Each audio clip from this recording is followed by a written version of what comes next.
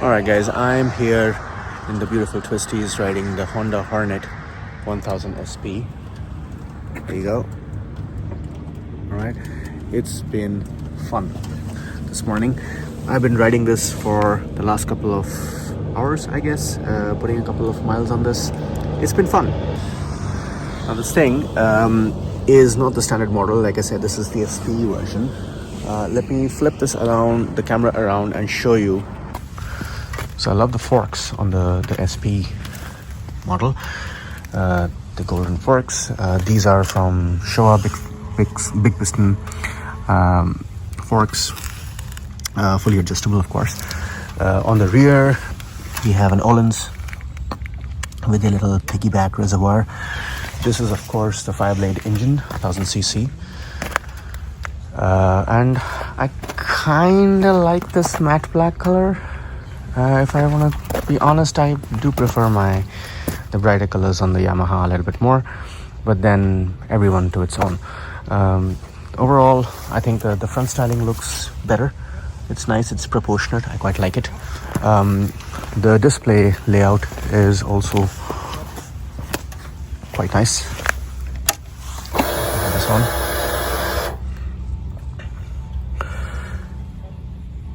Yeah, I think the little joystick controlled modes and the little D-pad joystick control over here looks great. No speed limiter or cruise control on this thing like my MT10. I do miss that. Let's fire her up. 4-cylinder sound on this. Sounds quite nice for a stock.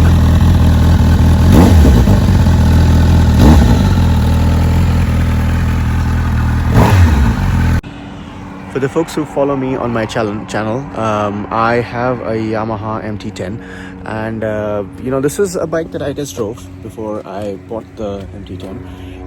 And sometimes I think to myself whether I made a mistake buying the MT10. Should I be better off if I got the SP, the Hornet SP? And after riding it for a couple of hours, I can say for sure that no, I still prefer my MT10. I think it's a lot more fun.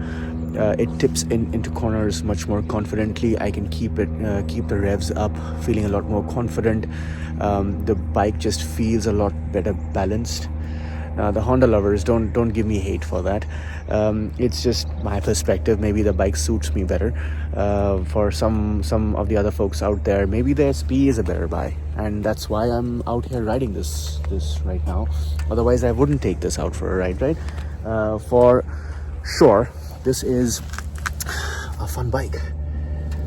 What I do like about this bike, I have to tell you a couple of things that I admire about this motorcycle as compared to my 2024 MT10, and let me highlight some of those points for you so that it becomes easier for people who are trying to make a decision between, let's say, the MT10 versus this thing, the Honda Hornet, right? So the things that I really admire about this bike are the looks. Of course, it kind of has that Ducati V4 Street Fighter looks without the little winglets on the sides. The lights look a lot more proportional than let's say my MT10. And the forks, of course, the gold forks, they look really nice. These are from Showa. They are not from Öhlins, and they are fully adjustable. There you go. Showa, right? They are separate function forks and they can be adjusted, right?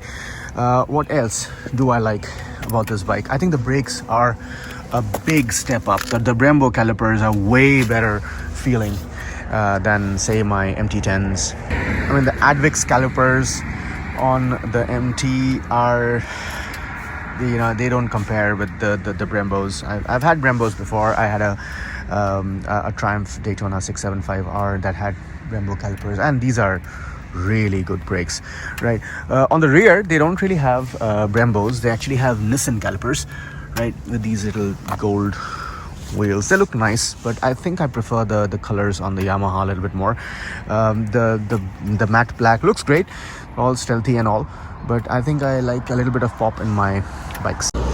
For something like 11,000-12,000 euros here, I think this is a really nice bike with a lot of good equipment to offer.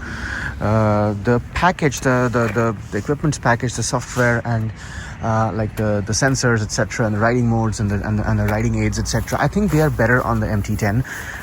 They feel a little bit more sophisticated than the Honda, for sure. The display, I think, let me fire that up a little bit and show you.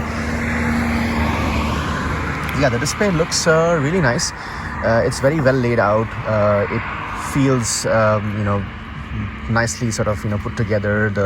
Though it's not any bigger than my my MT10, I have to say. It still feels like a tiny display, but I think that the information is laid out really well. I do prefer the switch gear here, like the D-pad. This is a lot better than the MT10s. The mode switch is also quite easy, but what you'll see over here is it's missing cruise control, which I do admire about my MT. It's missing that, and despite this being an SPE model, like there's some bits and bobs which like this, the levers, I think it should have been black. The other stuff that I really like is the fact that the headlights are bright enough. They look nice, they look balanced. Yeah, it looks angry from the front, right? What else? It sounds really nice. Let me fire it up and we can listen to this very quickly.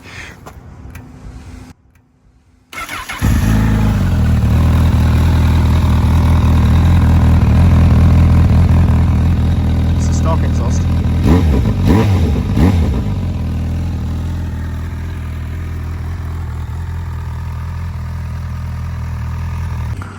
Alright friends, I am here on the beautiful Twisties doing a bit of a video on the CB Hornet 1000, the SP, as you can see. I have the special bike because I just gave in my Yamaha MT10 for its first service, and the showroom was kind enough to give me the SP for the day, the Hornet, saying, well, just take it out for a spin, see how that goes. So I'm gonna do a short video on this to just tell you guys what I think about this bike. Overall, it's a great bike. For the price, I think it's excellent. But having said that, I still prefer my MT10. After having ridden this for a couple of kilometers up to the Twisties, you can see I live down there. Let me power this on very quickly. I think the display is great. I'll tell you what's good, what's not so good. What's good, I think the display is quite nice, though it's not a significant improvement from the MT10, but I think the layout is quite better than the MT10. I think some of the equipment on this motorcycle is really great. I think the wheels look nice. The suspension is great. And there's one thing for sure, that I feel that the MT10 is best suited or better suited for my size, my frame, my height. I am 5'10". This I can flat foot for sure, but I think the weight distribution is a little bit better on the MT10. This is fine. Like this bike is very well balanced. I love Honda bikes. So after riding this for a couple of hours, I can say for sure that it is a beautiful bike. The SP is beautiful. The brakes are great. They work well. The bike is really well balanced. It looks great. It sounds great. It works great. The electronics package is great. I think overall, for the price, it's a great bike. The MT still feels a little better for my height, my size, my frame. It suits me a little bit better. This feels like a slightly smaller bike compared to the MT10, but that could be just a feeling. Overall, I think this carries weight around the Twisties really well. Goes side to side really nicely. I didn't have any problems with fueling, didn't have any problems with braking. The Brembo brakes are great. They work well, inspire a lot of confidence. The bike is overall very, very well balanced. I'm quite happy with it.